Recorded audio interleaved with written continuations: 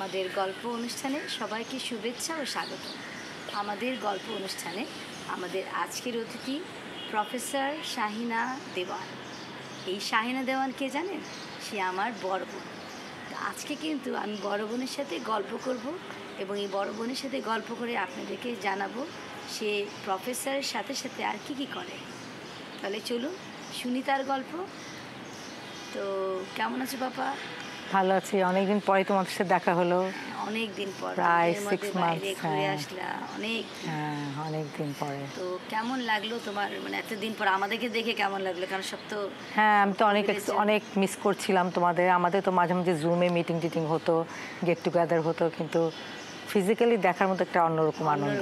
সেটাই আনন্দ, তো ভালো লাগছে। আমরা একটা অ্যাকচুয়ালি যেমন হচ্ছে আমরা প্রায় অনেক দিন একটা কোভিড নিয়ে একটা ঝামেলায় ছিলাম বা সব কিছু নিয়ে, তো মনে হলো না কেন আমরা আমাদের জীবনে যে আমাদের যে অস্তিত্ব আমি এটা আমরা অনেকেই ভুলেছি। এই ব্যস্ত জীবনে আমরা একটা যান্ত্রিক জীবনে যেটা হয়েছে যে আমরা কিন্তু নিজেরা যে একটা মানুষ, যে মেয়ে হয়ে বা যেরকম, সেটা অনেকটা ভুলে যায়। কেউ কখনো নানি, যেটা আমি জানি, আবার কারো ওয়াইফ বা কারো একটা প্রফেসর হিসেবে ডিউটি, অনেক কিছু আছে। ওটা আমি শুনবো যে কী করে চাকরির জীবন, কিন্তু চাকরি ছাড়া আমি যেটা জানি যে আমরা যখন অনেক ছোট, তুমি তখন পাকিস্তানে তখন ম্যাট্রিক পরীক্ষা দিয়েছো বা এখানে কি এসে ম্যাট্রিক পরীক্ষা দিয়েছে পরে, কিন্তু তার আগে আমরা ছোটোবেলা অনেকবার পাকিস্তানে ছিলাম। মানে আমার আব্বা, তুমি জানোই তো আমার আব্বা যে সে প্রফেশনটা এমনই ছিল, পোস্টিং জব।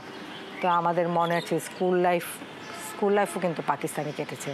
পরে বাংলাদেশে এসে আবার আমরা গেলাম, যখন আমাদের এসএসসি টাইম হলো তখন আমরা এসএসসি দিলাম।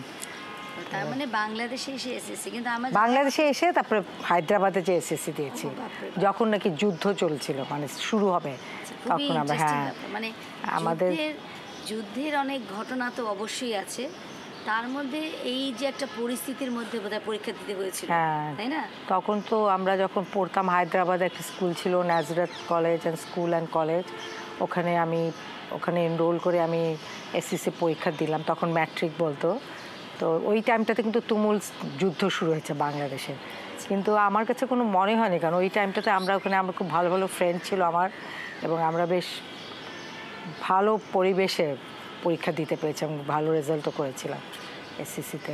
আমাদের যেটা জানা, যে আমি সবসময় ছোটোকাল থেকে জানতাম যে তুমি খুব সুন্দর লেখো, এমনকি উর্দু কবিতা। আমরা যে স্কুল লাইফে ছিলাম, বললাম না ছোটোকালে আমার আব্বার যখন বিভিন্ন সিয়ালকোট, মুলতান, বান্নু, আজাদ কাশ্মীর অনেক জায়গায় পোস্টিং ছিল, তো ওই সব টাইমে আমরা যখন স্কুলে পড়তাম আমাদের কিন্তু যে মেইন ল্যাঙ্গুয়েজ, ঢাকায় যখন বাংলা নিতে আমাদের কিন্তু একটা কম্পালসারি ল্যাঙ্গুয়েজ পেপার ছিল উর্দু। উর্দু পড়তাম, যেহেতু আমার একটা কবিতা লেখার প্রতি একটা ন্যাক ছিল। আমি ইংলিশে ম্যাক্সিমাম কবিতা লিখতাম, বাংলায় অনেক ট্রান্সলেশন করতাম, গান ট্রান্সলেট করতাম, আবার অনেক ইংলিশ কবিতা লেখার সাথে সাথে উর্দুতেও কয়েকবার ট্রাই করেছি লেখার জন্য। তো উর্দুও পড়তে পারতাম, বিকজ আমার ফ্রেন্ড ছিল, তারা লিখতো উর্দুতে, তা আমি বেশ ভালোই লিখতে পারতাম উর্দুও। আমার তো মনে হয় এখনো সেইটা বোধহয় ভুলি নাই, এখনো ভুলি নাই। মানে ভিত্তিটা এত শক্ত, মানে যেটা শ্রোতা আমার কাছে খুব মনে হয় যে ভিত্তি যদি শক্ত থাকে, সেই কোন আমলে যুদ্ধের গল্প অনেকে জন্মও নেয়নি, সেই যে ব্যাপার, সে যে একটা ভিত্তি শক্ত ছিল, পড়াশোনাটাকে ঠিক মতো নিয়েছে, সে এখনও মানে পড়াশোনার মধ্যে থাকে, লেখালেখি করে, অনেক সুন্দর সুন্দর ইংলিশ লেখালেখি, সেটাতে আমি পরে আসবো। আমরা আজকে তাহলে একটু দেখি না, একটু যদি কোনো কাগজ থাকে উর্দুতে, আমরা খুব শখ যে দেখা যে উর্দুতে কি করে মানুষ লিখে। তোমরা কি লেখা দেখতে চাও নাকি আমি লেখা একটা নিয়ে এসেছি? ওটা যদি শোনাও তো খুব ভালো। পড়ে আজকে সকালে লিখলাম আমি একটা উর্দুতে।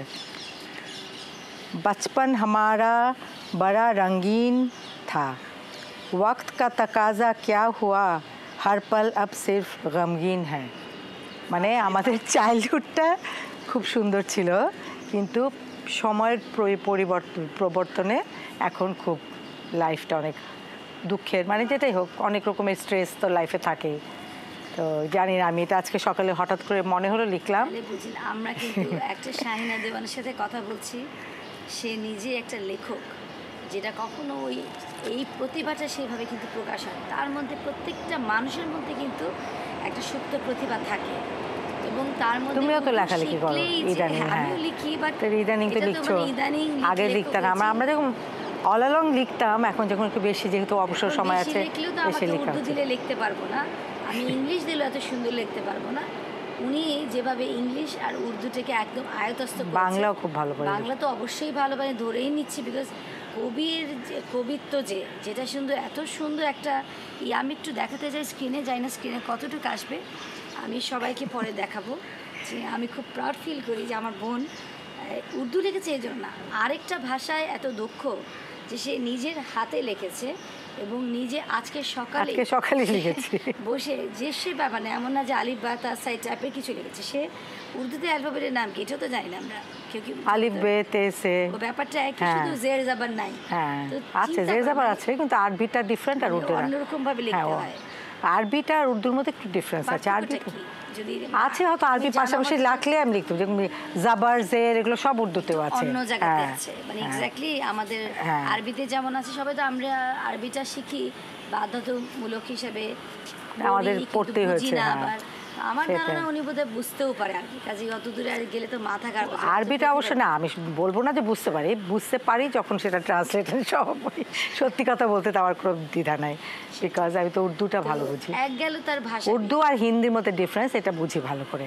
উর্দুতে অনেকগুলো ডিফিকাল্ট ওয়ার্ডস আছে, হিন্দিটা অনেকটা বাংলার সাথে মিক্স। মানে উর্দু যে হ্যাঁ। পুরা বুঝলে যেরকম হিন্দি আমরা বুঝি, কিন্তু উর্দু যে এত কঠিনটাও সুন্দর করে পড়ে শোনালো, আর কবিতা আমাকে দিলেও পারতাম না। তো যাই হোক, এই গেল আমাদের কবি শাহিনা দেওয়ান, একটা সুপ্ত প্রতিভা। আর আরেকটা গুণ আমার কিন্তু আছে, একটু ইংলিশ আছে, ইংলিশে কবিতাও আছে, ও, এটা ইংলিশে না লেখার কবিতা দরকার নেই, এটা কি লেখা আছে? এটা না, লেখা আছে, এত পড়তে গেলে সময় ইংলিশে লাগবে। একটুখানি শুধু 3 লাইন একটা ইংলিশে সে লিখে, মানে আমরা যেমন বাংলা লিখি ইদানিং খুব লেখা ভালো লাগে, হ্যাঁ, ইংলিশে উনি কবিতা ডায়েরি লেখাটাকে কখনো বাইরে আনে না। তো উনি খুব আমি সেদিন লিখে- একটা লিখেছিলাম, তুমি কি পড়েছো? টিচার্স ডে উপর টিচার্স টিচার্স ডে উপরে, আছে, আমরা টিচার্স ডে টিচার্স ডে তো গেল, আমি একটু উপরে একটা আর্টিকেল লিখেছি, ফেসবুকে দিয়েছিলাম। ও তুমি বোধহয় মিস করেছো। লিটারেসি ডে গেছে অ্যাকচুয়ালি, ওটা কিন্তু টিচার্স ডে হিসাবেই সবাই লিখেছে সেই দিন। হ্যাঁ, আমি একটা article লিখেছিলাম। অক্টোবরে আছে। ওটা দুইটা, ওইটাই সেদিন আমাকে সবাই বলো টিচার্স ডে, আমি সেটার উপর একটা আর্টিকেল লিখেছিলাম, আবার আমার মেয়ে আর কি সেটা পোস্ট করেছিল ফেসবুকে, আচ্ছা আচ্ছা, বেশ ভালোই রেসপন্স পেয়েছে। দেখি একটু পড়ে শোনাও তাহলে। আচ্ছা, একটা কবিতা আছে ডিপ্রেশন নিয়ে, আমি লিখেছিলাম 2-3 বছর আগে।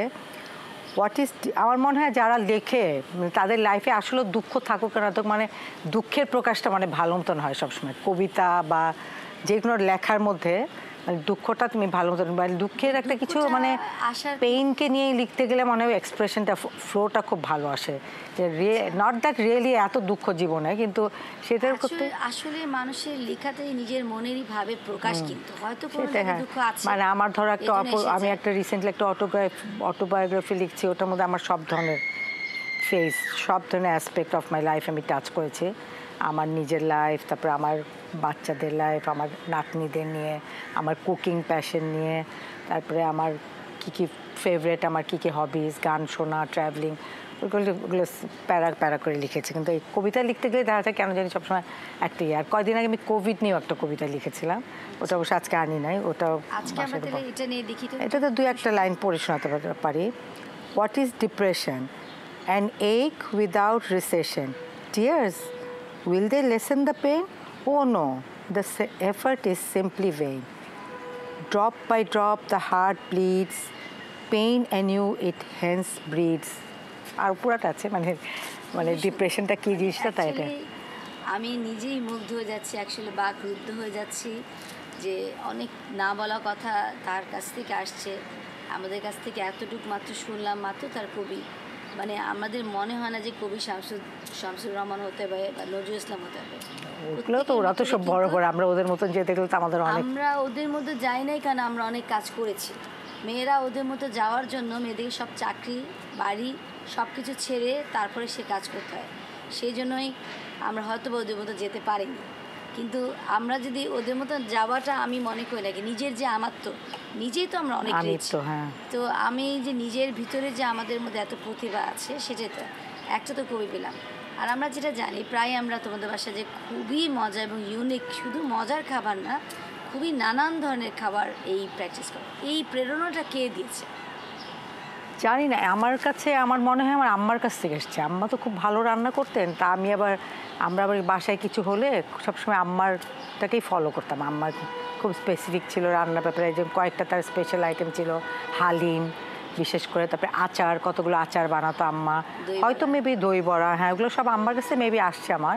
কিন্তু আমার যখন ছোটোকাল থেকে ন্যাক আছে, আমার এখনও মনে আছে আমি যখন ক্লাস 10 না 11 পড়ি, ফার্স্ট ইয়ারে আমার মনে হচ্ছে আমার আব্বা প্রায় বলতো যে আজকে কিন্তু ডালি রান্না করবে, আজকে স্পেশাল কিছু চিকেন রেজালা রান্ধো, ডিম ভুনা, খিচুড়ি। তো ওই তখন থেকে আমি রান্নাটা করতাম। আর ওভার দ্য ইয়ার্স আমি দেখা যাচ্ছে যে আমি বিলিভ করি আমার চাইতে অনেক ভালো ভালো কুকও আছে, কিন্তু ওই যে একটা ব্র্যান্ড বলে না, ফখরুদ্দিন একটা ব্র্যান্ড, ফখরুদ্দিন কিন্তু এখন নাই।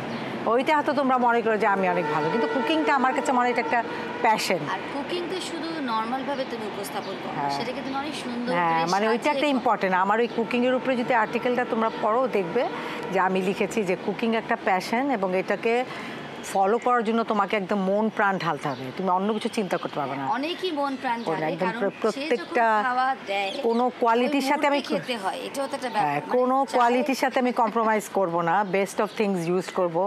এবং এটা আমার একটু বদনাম আছে, আমি একটু বেশি জিনিস ইউজ করি, মানে সবকিছু পরিমাণ ভালো মতো থাকে। গেস্টকে সে খুবই খাওয়াতে পছন্দ করে, এই মুহূর্তে খেতে হবে, তখনই খাওয়াতে পারি, পাগল হয়ে যাবে, পছন্দ করি। হ্যাঁ, খাওয়া যায় ওই বসে যাওয়া যাবে না, এরকম একটা ব্যাপার। কিন্তু তার খাওয়ার জন্য আমরা সবাই অস্থির এবং ভালো লাগে। হ্যাঁ, কিরকম চাপের, কত রকমের রান্না যদি নাম্বার কাউন্ট করি, কত প্রকার, এত বছর ধরে কত প্রকার রান্না হয়েছে। অনেক, মানে আমি যখন নতুন কোনো রেসিপি দেখলে আমার মনের মধ্যে উসকুস করতে থাকবে যে আমি এটা ট্রাই করবই করবো। 100 আরও অনেক বেশি হবে। মানে আমার তো প্রথমে আম্মার অনেক রেসিপি ফলো করতাম, আবার নিজস্ব অনেক বিভিন্ন মানুষের কাছে যা যা দেখি সব আমি খাতায় নোট ডাউন করে রাখি। আবার এখন নতুন হচ্ছে সারাক্ষণই ইউটিউবে কোনো না কোনো রেসিপি আসছে, এবং আমি সেটাকে ট্রাই আউট করবই। ভালো লাগলে সেটাকে আবার নিজেকে কালেকশনে রেখে দিই, এটা আর কি সেভ করে রাখি বা লিখে রাখি, ভালো লাগে। এরকম পায়েস আমার একটা খুব, শাহি টুকরা, এগুলো আমার ডেজার্টের মধ্যে। কোন জিনিসটা যে তোমার রান্না, মানে এটা তুমি তৈরি করেছো এবং আর কেউ না পারে না? এক নম্বর তো অবশ্যই মায়ের কাছ থেকে মানুষ শিখে, কোনটাতে ক্লেম করতে পারে আমার রান্না, যে আমি অনেকগুলো হবে। যখন পায়েসটা আমার খুব এক্সক্লুসিভ, আমি তো অনেকের পায়েসে খেয়েছি, কিন্তু আমি যখন কতগুলো সিক্রেট জিনিস দেয় ওটা আমি কখনো কাউকে বলি না। তারপরে শাহি টুকরা, এটাও সেম। তারপরে ধরো রোস্ট বা বিফের কোনো 2-3টা আইটেম আছে। চিকেন রোস্টটা যেমন আমি খুব স্পেশালভাবে বানাই, ওটা একটা ডিফারেন্ট একটা ফ্লেভার আসে, জাফরান টাফরান ওগুলো সব দিয়েছে। তো ধরো এগুলো আমার কাছে মনে হয় যেগুলো আমার খুব এক্সক্লুসিভ। আরও অনেক কিছু, কাবাব আছে, বলা যাবে না আমি স্পেশাল কিছু, যেটাই রাঁধবো আমার মানে মন দিয়ে রাঁধি দেখেই মনে ভালো, মানে কোনো কিছু রাঁধলে মন দিয়ে রান্না। আরেকটা জিনিস কিন্তু এখানে কথায় কথায় এসে গেছে, সে যখন ট্রেনে ছিল, আমরা কি চিন্তা করতে পারি আজকালকার দিনে বা ক্লাস 10-এ পড়ে একটা মেয়ে, তার ছোট ছোট অনেক ভাই বোন, সে সবার জন্য রান্না করছে। আমরা কি এটা চিন্তাই করতে পারি না, ফর গ্রান্টেড ধরে নিয়েছিলাম আমাদের যেহেতু বড় বোন, ওরই দায়িত্ব, সেই রাঁধবে, এবং সে রাঁধতো, এবং সে আম্মার সাথে সবসময় রাঁধতো। তখন আমরা ছোটো ছিলাম বিদায় আমরা ভাবতাম যে রান্নাবাড়া সেই করবে, এবং সেই রান্নাটা খুবই এনজয় করে খেতাম, এবং কি আমরা যখন ছোটো তখন আমাদের খাইয়ে দিত। তো এই জিনিসগুলো কিন্তু আমরা এখনও স্মৃতি থেকে যাইনি, এবং মনে হলো এই গল্প, ছোট ছোট গল্প হলেও সবাইকে জানানো উচিত। তার মধ্যে যে একজন সে নিজের কী কী জিনিস এক্সপার্টিসটা আছে, তারপরে তো একটা বড় বিষয় অবশ্যই তার অনেক সাফল্য। সে সংসার জীবন কত বছর ধরে? 44 ইয়ার্স। 44 ইয়ার্স, মানে একজনের সাথে 44 বছর ধরে থাকছে। আমার দুলাভাইও ভালো, আমার বোনও ভালো। তো আমি বলবো দুজনের জন্য এটা একটা ভালো বিষয় যে একজন সংসার টিকে রাখা, রান্না বাড়ার এক্সপার্ট। সংসার টিকেটা এটা হলো মানুষের কম্প্রোমাইজ আর কি বলবো। সবাই তো, তোমরা তো সবাই, এটা মোটামুটি একটা টাইম আসে মনে হয় হাজব্যান্ড একটা হ্যাবিট হয়ে যায়, তখন আর তার একজন উপরে ডিপেন্ডেন্ট হয়ে যায় সাইলেন্টলি। ওটা হয়তো না বললেও চলবে, প্রয়োজনের সময় একজনের পাশে থাকাটা, দ্যাট ইজ ইম্পর্টেন্ট। ওটা হয়তো সবসময় নাও থাকতে পারি, একজনের থেকে দূরে সরে যেতে পারি, কিন্তু তুমি দেখবা তোমার হাজব্যান্ডের সাথে যখন, এখন হয়তো অত বেশি দেখা হয় না, কিন্তু যখন কোনো ক্রাইসিস মোমেন্ট আসবে তুমি কিন্তু দৌড়াদৌড়ি করবে, সেটা না ওইটাই মনে হচ্ছে যে একটা হ্যাবিট হয়ে যায় হাজব্যান্ড মানুষের জন্য ওভার দ্য ইয়ার্স। খুবই ইন্টারেস্টিং। মানে আমাদের যেটা মনে হলো যে একজন জীবনের একটা তো শুনলাম সে খুব ভালো পাকা রাঁধুনি, সে একজন কবি, এছাড়া আরেকটা জিনিস আছে যার হলো সবচেয়ে বড় আর্টিকেলও লিখি, নট অনলি কবি, আমি আর্টিকেল ক্রিয়েটিভ আর কি। আর্টিকেল লেখাটা সোজা বিষয় না, আর্টিকেল লেখে এবং সবচেয়ে বড় যে সে সুন্দর করে মানে এত কিছু মিশায়। সে একজন বড় একটা ভূমিকা করছে নানি। যদি পার্সোনাল লাইফ দেখি, প্রফেশনাল লাইফ দেখি, প্রফেশনাল লাইফে তো পরেই আসবো, পার্সোনাল লাইফে সে কিন্তু একজন নানি। তার মা, মেয়ে, মা, বউ, ছেলের বউ তো ছিল, তো এখন শাশুড়িকে খেয়াল করতে হচ্ছে না। তবে শ্বশুর বাড়িতে তার খুব নাম আছে, কারণ শ্বশুর বাড়িতে ভাবি হিসেবে তার একটা বড় রোল। এই যে বড়, আমার হাজবেন্ড আর কি বড়, সেজন্য সবাই বড় ভাবে, বড় ফ্যামিলির মধ্যে বড় আর কি, সেজন্য বলেই হাজবেন্ড যে ভাবিরা বড় রোল প্লে করে, এটা কখনো অনেক সময় নাও হতে পারে, আপনারাই জানবেন, এটাতে আমি আর বেশি বিশ্লেষণে গেলাম না। কিন্তু আমার বোনের এই একটা জিনিস খুব ভালো, যে সব কিছু মেনটেন করে চলা এই যুগের সাথে। আর হচ্ছে সেই পাকিস্তান আমলে তো আমি যেতেই পারছি না, আবার যাবো এক সময় যদি কথা হয়। একটা ইন্টারেস্টিং জিনিস আমার জানার বিষয় ছিল, 8 তারিখে গেল লিটারেসি ডে, যেটাতে অ্যাকচুয়ালি ওটা সবাই বললো টিচার্স ডে। হ্যাঁ, টিচার্স ডে আসছে আমাদের সামনে। আমরা জানি আপনি প্রফেসর, তুমি প্রফেসর। এই যে প্রফেসর হয়েছে, প্রফেসর হওয়ার জন্য টিচার হতে হয়েছে, অ্যাসিস্ট্যান্ট প্রফেসর হতে হয়েছে, এবং লেকচারার থেকে assistant, first class graduated officer, BCS, BCS ক্যাডারের, যে সে ব্যাপার না, বড় একটা অফিসার। এবং এই যে একটা গুরু দায়িত্ব সে পালন করছে, তো সেটা সম্বন্ধে একটু বলো যে এই যে প্রফেসর হওয়া বা কিছু কত বছর ধরে লেগেছে একটা জীবনে। হ্যাঁ, আমার কাছে তো সবসময় পড়াশোনা তো ভালোই লাগতো, লিটারেচার, যেরকম আমি তো ঢাকা ইউনিভার্সিটিতে ইংলিশে অনার্স পড়েছি, মাস্টার্স অনার্স, এবং আমার পরে হয়তো অন্য কোনো জব করতে পারতাম, কিন্তু ফ্যামিলিকে বেশি টাইম দিব দেখে আমি এই ক্যাডারে গেলাম, মানে বিসিএস ওই এডুকেশন ক্যাডারে গিয়েছি, বিকজ ওখানে জানি যে আমার বেশি টাইম দিতে হবে না। এবং দেখলাম যে বেশ ভাল লাগে স্টুডেন্টদের, যে একটা তুমি যখন একটা নলেজ তাদেরকে দিতে পারো, তুমি তোমার জ্ঞান যখন তাদের মধ্যে বিতরণ করতে পারো, তাদের যে একটা রেসপন্স, তাদের কাছে তুমি কত প্রিয় হয়ে যেতে পারো, ওটা জিনিসটা খুব ভালো লাগে। আমি যখন অ্যাজ এ টিচার খুব কড়া ছিলাম, স্টুডেন্টদের খুব বকাবকি করতাম, কিন্তু ফর সাম রিজন আমাকে খুব পছন্দ করে স্টুডেন্টরা। একটা মজার কোশ্চেন কথা আসলে মনে হয়, যেটা কবি নজরুল না কোন কবি নজরুল সবার প্রথম যখন উনি একটা কলেজে পড়ায়, তখন অনেক ইয়াং ছিলেন, তো এখনো ইয়াং, বয়স তো বলিনি, আমি বলতেও চাবো না, এবার গ্রিন বোন আমার। তো আমার কাছে একটা জিনিস খুব মনে হয় যে একটা গল্প, তখন এই শেষে খুব গল্প শোনাতো, আমরাও ছোটো ছিলাম, খুব মজা পেতাম যখন বোন গল্পগুলো শোনাতো, এখনও আমাদের মনে আছে। তো লাগ ভালো যে আমাদের মনে আছে। ওদের অবশ্যই তোমাদের তো অনেক কন্ট্রিবিউশন আছে আমার লাইফে, বিকজ আমি যখন কলেজে যেতাম, বাচ্চারা ছোট ছিল, তোমরা ওদের নিয়ে কলেজে নিজেদের কাছে রাখতা, তুমি হোম ইকোনমিক্স কলেজে পড়তে, তোমাদের তো সার্ভিস অনেক ছিল ওই টাইমটাতে, যখন আমার বাচ্চারা ছোট ছিল। তোমরা, আমার তো তোমাদের চেয়ে অনেক আগে বিয়ে, তুমি ক্লাস 4-এ পড়তে আমার যখন বিয়ে হয়, হ্যাঁ 3-তে না 4-এ। তো ওই টাইমটাতে যখন আমার বাচ্চা হলো, আমি তো ইউএসএ চলে গেলাম, আসলাম, পরে আবার পড়াশোনা কন্টিনিউ করলাম, কিন্তু পড়াশোনা কিন্তু ব্রেক দিয়ে, আমি সেকেন্ড ইয়ারে থাকতে ইউএসএ চলে গেছিলাম, এসে আবার রিঅ্যাডমিশন নিয়ে তারপরে অনার্স মাস্টার্স কমপ্লিট করে, ইন দ্য মিন টাইম বাচ্চা হলো, ওরা বড় হলো, পরে তোমরাই ওদের সার্ভিস দিতা সবকিছু। তারপরে তো নিজের ইচ্ছা ছিল। তো আজকালকার অনেকে এসে বলবে যে বিয়ে হয়ে গেছে, বাড়েনি, কিন্তু আমার কাছে একটা জিনিস খুব মনে হয়, ইচ্ছা থাকলে উপায় হয়। বিয়ে হয়ে গেছে, সে সংসার টেনে টেনে সংসারটাও ঠিক রেখেছে, যেভাবেই হোক সংসার তো ঠিক আছে, 44 বছর ধরে সংসার করছে, কম্প্রোমাইজই হোক আর না কম্প্রোমাইজই হোক, সংসার চালিয়েছে, সংসারটা সুন্দরভাবে আছে, লিখছে, পাশাপাশি আর্টিকেল লিখছে, দেশ বিদেশ তো একদম মানে অসীম, এটা বলাই যাবে না, ঘুরে এসছে এই। এবং কদিন পর পরে এদিক ওদিক যাওয়া, বাংলাদেশ যেমন দেখেছে তেমন দেখেছে বিদেশ, ছেলেদের কাছে যাওয়া, তাদের ডিউটি করা, মেয়েদের কাছে যাওয়া, সব কিছু ডিউটি করে একজন মেয়ে সর্বস্ব হতে পারাটা, এটা একটা হতে গিয়ে তার অনেক চ্যালেঞ্জ হয়তো বা ফেস করতে হয়েছে। আমি একটা প্রশ্ন করবো যে অনেক কিছু নিশ্চয়ই, এত কিছু হওয়ার পিছনে কিছু তো ত্যাগ করতে হয়েছে না? মেবি আমার ক্যারিয়ারটা আমি ওইভাবে করি নাই, ধরো আমার কাছে মনে হয় যে আমি যখন অ্যাজ এ আমার যখন একটা আইডেন্টিটি হওয়ার কথা ছিল, আইডেন্টিটি, সেটা তেমনভাবে হয়নি, বিকজ আমি তো ক্যারিয়ারকে কখনো অতটা গুরুত্ব দিই নাই। যেই জিনিসে আমার প্যাশন থাকুক না, লেখালেখি এগুলো আমি হয়তো লিখলে এগুলোর জন্য আমার মানে খুব ইম্পর্টেন্ট একটা জিনিস, সেটা হলো একটা ব্যাগ জ্যাক, যেটা আমার কাছে ছিল না কখনো। এবং আমিও কখনো অত সিরিয়াস ছিল না, ধর কোনো পোস্টিংগুলোর ব্যাপারে আমি হয়তো ঢাকার কোনো কলেজের প্রিন্সিপাল হতে পারতাম বা এইসব জিনিস হয় না, ওই আক্ষেপগুলো থেকে যায়। কারণ যখন দেখি আমার চাইতে অনেক গুণে কোয়ালিটিতে কম টিচাররা যারা মানে বড় বড় পোস্ট হোল্ড করেছে ঢাকার সব কলেজকে, আলটিমেটলি প্রিন্সিপাল হয়ে রিটায়ারমেন্টে গিয়েছে, তখন আমার মনে হয় ওই একটা প্রিন্সিপাল পোস্টটা যদি আমি পেতাম মেবি আমার আরও প্রশংসা হতো। সবাই কিন্তু ফুল প্রফেসর, প্রফেসরদের তো লাস্ট পোস্টিংটা আলটিমেটলি যদি প্রিন্সিপাল হয় তাহলে তো ধরো সেটা একটা নাম থেকে যায়, উনি অমুক কলেজের প্রিন্সিপাল ছিল, কিন্তু আমি তো সেগুলো হতে হয় না। আলটিমেটলি আমার মুন্সিগঞ্জ থেকে রিটায়ারমেন্ট, কিন্তু আমার কোনো আফসোস নাই, কারণ ওখানে আমি অনেক ভালোবাসা পেয়েছি, অনেক সম্মান পেয়েছি। মুন্সিগঞ্জের মতন জায়গায় ওখানে বসে থেকে আমার আমলে অনেক অনুষ্ঠান হয়েছে, অনেক আর্টিকেল বের করেছি, আমি ম্যাগাজিন বের করেছি, একমাত্র আমি থাকা অবস্থায় মুন্সিগঞ্জে, আর কোনো টিচার বের করেনি ইংলিশ ডিপার্টমেন্টে। বদুনিসা থাকতে আমার স্টুডেন্টরা ইভেন টুডে আমার সাথে কন্ট্যাক্ট মেনটেন করে।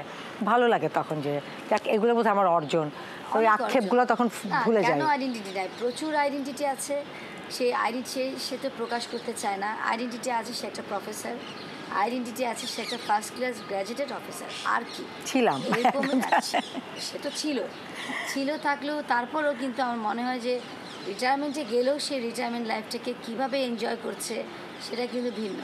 দেখলে কিন্তু মনে হবে না যে সে অন্যদের মতন চুপচাপ বসে থাকা একজন মানুষ। সে সবসময় কিছু না কিছু নিয়ে ব্যস্ত, লেখা নিয়ে ব্যস্ত। আমরা মাঝে মাঝে বলি যে কিছু তো রেস্ট করো, সে রেস্ট একদম করে না। অনেকক্ষণ তো কথা বলছি, একটুখানি পানি খাও না, ভালোই লাগবে। ছোটোকালে কলসির পানি যেমন খেতাম, আসলে তো অনেক ঠান্ডা পানিটা খুব মজা, কিন্তু এটা একদম খুবই মজা। আমি তো এটা বানানোর পিছনে একটা মেন যে একটা মজা করে একটু টং ঘরে বসে খাবার, এই জন্য তোমাকে ভুলেই গেছি বলতে। যদি ওই গরম গরম চা যদি একদিন দিতে পারতাম, না অসুবিধা নেই, ভালো লাগতো। Thank you. তো আমরা আরেকটা জিনিস লাস্টে এসে গেছি, অনেকক্ষণ ধরে কথা বলছি, কথা আসলে শেষ হবে না, অনেক কথা আছে। শেষের দিকে একটু শুধু ওনার কাছে জানতে চাই যে ওনার ফ্যামিলিতে, ওনার মুখেই বলুক কয়জন ছেলে মেয়ে। আমি জানি, আমি চাই উনি বলুক ওনার ছেলেমেয়েরা কত প্রতিষ্ঠিত, যেটা সবচেয়ে বড় বাবা মার গৌরব, এবং কি করছে।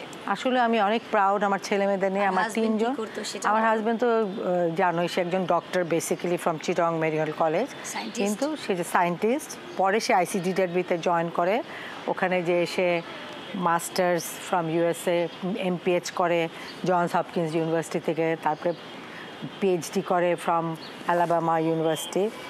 আর সে তো ICDW থাকে, সে সায়েন্টিস্ট হয় পরে আলটিমেটলি বিভিন্ন স্টেপ ক্রস করে।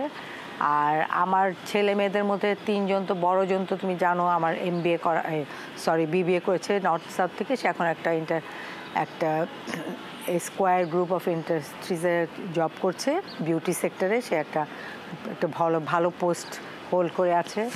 সেকেন্ডজন মেয়ে, শি ইজ আ ডক্টর, ও তো ভালোই এখন মাস্টার্স করেছে আরকানসা ইউনিভার্সিটি থেকে, MPH করে এখন PhD করতেছে, এবং সে খুব একটা ডিফিকাল্ট একটা সাবজেক্ট পারসু করছে, তোমরা হয়তো জানো না।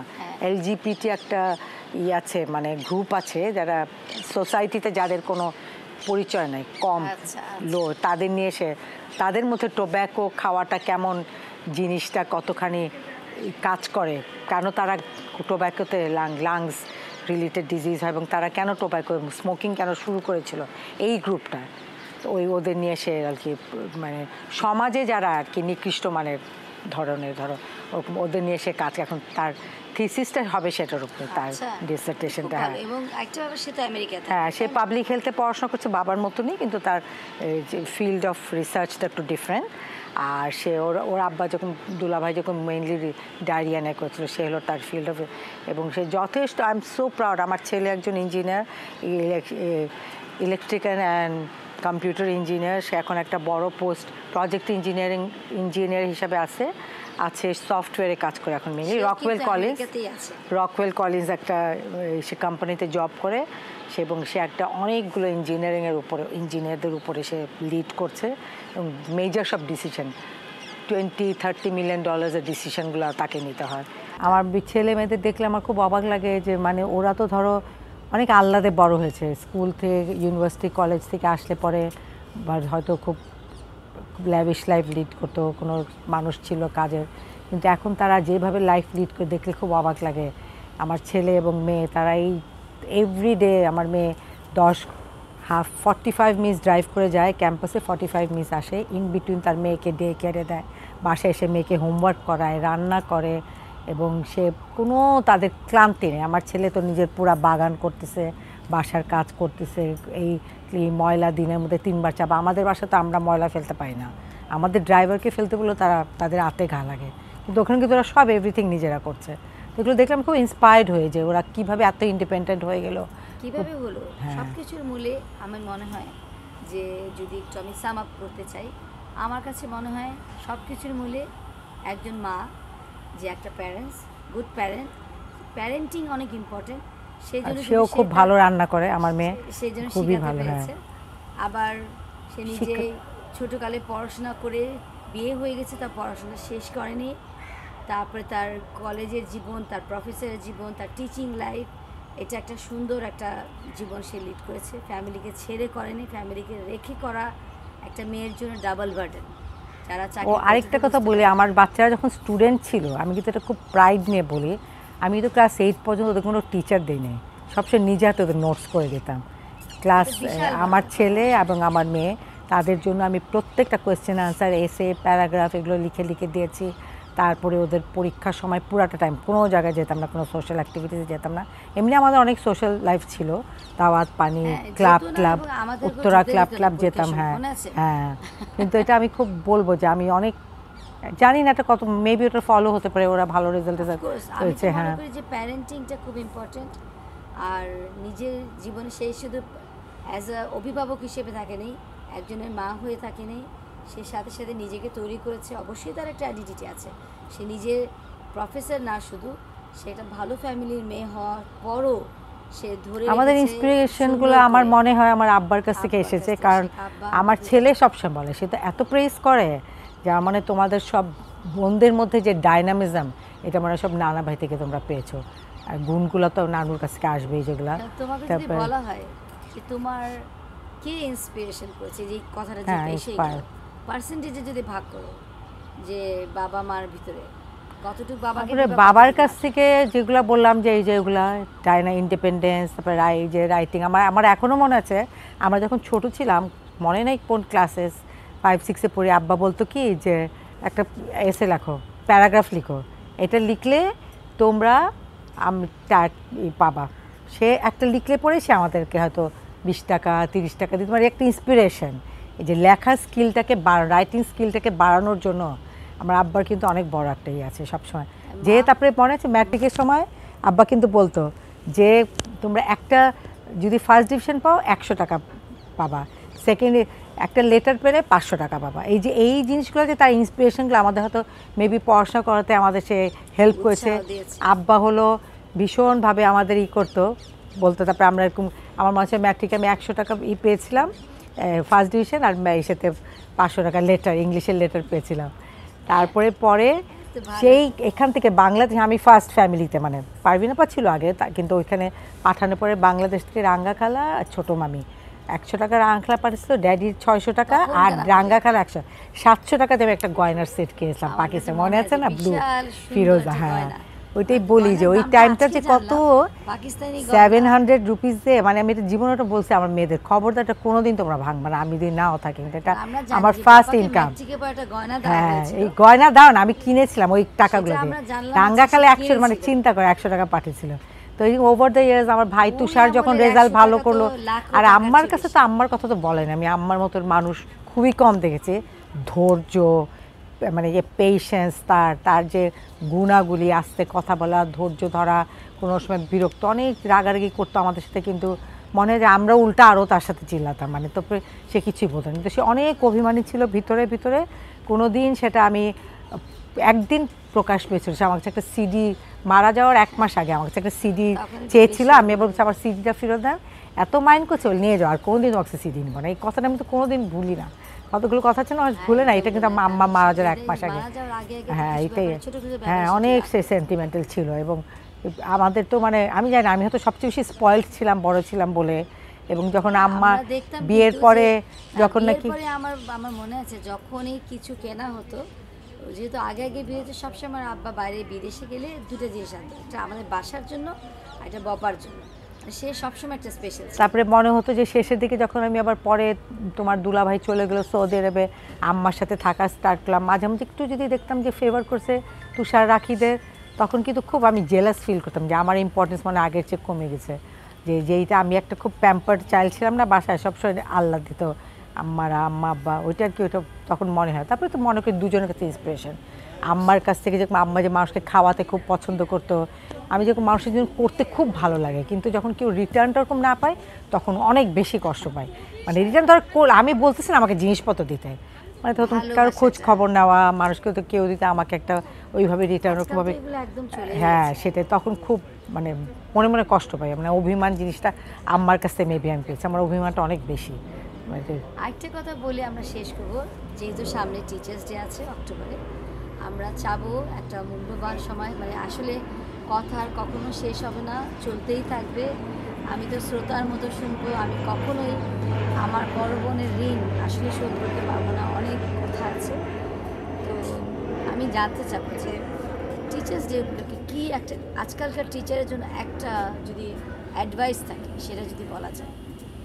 টিচার্স ডের উপরে আমি যে আর্টিকেলটা লিখেছি, তুমি তো ফেসবুক খুঁজে পড়ে নিও, বলে নিলাম ওটা আমাদের লিখেছি যে একটা টিচারের যে কর্তব্য মানুষকে যে নিজের জ্ঞান প্রদান করা, তোমার নলেজটা তুমি তার প্রতি আরেকজনকে তোমার স্টুডেন্টকে দিচ্ছ, এবং সেই টিচারের সবচেয়ে বেশি স্যাটিসফ্যাকশন কি যখন সেই স্টুডেন্টটা তোমার রিটার্নটা দেয়। হ্যাঁ, কিন্তু আমাদের দেশে আমি দেখি আমাদের দেশে টিচারদের মূল্যায়ন হয় না, যেটা টিচার একটা যে কতটা খানিক পড়াশোনা করে তার নলেজটা আরেকজনকে দিচ্ছে, ওই মূল্যায়নটা আমাদের দেশে ল্যাকিং আছে, বিকজ অতটা গুরুত্ব টিচারদের দেওয়া হয় না। কিন্তু বিদেশে কিন্তু কি অ্যাডভাইস থাকবে? আর যারা না অ্যাডভাইস থাকবে, এখন যেরকম টিচাররা খুব কমার্শিয়াল হয়ে গেছে, কোচিং করে, আমার মনে হয় এগুলো কম করে পার্সোনালভাবে স্টুডেন্টদের যদি আরেকটু কেয়ার নেয়, ওরা মনে অনেক ভালো। কিন্তু এখন দেখছি যে আমাদের যে যুগ ছিল ওই টাইমে তো আমরা তো কোচিংয়ের উপর নির্ভরশীল ছিলাম না। এখন কিন্তু টিচাররা ম্যাক্সিমাম কোচিংয়ের উপরে নোটস দিয়ে দিচ্ছে, লিফলেট দিয়ে দিচ্ছে, তোমরা এগুলো পড়ে আসো, কিন্তু আমরা কিন্তু একটা স্টুডেন্টকে ধরে ধরে পড়িয়েছি। এটা কিন্তু কমার্শিয়াল যেন না হয় এবং তারা যেন পার্সোনালি কেয়ার করে, যতটুকু যেই কটা স্টুডেন্টকে পড়াবে সিনসিয়ারিটি থাকবে তার মধ্যে একদম। এইটা একটা গেল যে সিনসিয়ারিটি থাকবে এবং তারা জানি কমার্শিয়াল না হয়, এটা একটা টিচারদের জন্য একটা অ্যাডভাইস। আরেকটা জিনিস দিয়ে শেষ করতে চাই যে স্টুডেন্টদের কাছ থেকে কি এক্সপেকটেশন, যেটা একটু আগে এসে গেছিলো, তাও যদি এক বাক্যে একটু বলা। হ্যাঁ, স্টুডেন্টরা যেই টিচারটা তারাও মনোযোগী হবে পড়াশোনায়, এবং যেই টিচাররা তাদের জন্য পড়ছে বা তাদের জন্য সিনসিয়ার হচ্ছে, তারা যেন সেই মূল্যায়নটা দেয়। টাকা পয়সাতে টিচারকে তোমার মূল্যায়ন দিতে হবে না, কিন্তু তুমি তার কাছে যে নলেজটা যেটা গেইন করছো সেটাকে তুমি মেনটেন করবে, সেটাকে তুমি শিক্ষাটাকে মেনটেন করবে, তুমি যেন ওটাকে পরবর্তী প্রজন্ম বা তোমার পরে তোমার বাচ্চা কাচ্চা সবার কাছেই তুমি সেটা দিতে। আমার এখনও মনে হচ্ছে, আমার একটা স্টুডেন্ট ছিল বৌদ্ধনিসা কলেজে, মেয়েটা সাইকোলজিক্যাল প্রবলেম হয়েছিল, এবং সে আমার স্টুডেন্টও তো আমার সাথে খুব ক্লোজ ছিল, এবং সে মেয়েটা এত পাগলের মতন হয়ে গেছিলো, সে সব কিছু, সে প্রায় সুইসাইড করতে চেয়েছিল। পরে আমি তাকে যে কাউন্সিলিং করে আমাকে ছাড়া সে কারোর সাথে কথা বলবে না। কিন্তু যেটা দুঃখ লাগলো, সেই মেয়েটা পরে বিসিএস পরীক্ষা দিয়ে একটা কলেজের টিচার, এখন কিন্তু সে আর আমাকে গুরুত্ব দিচ্ছে না।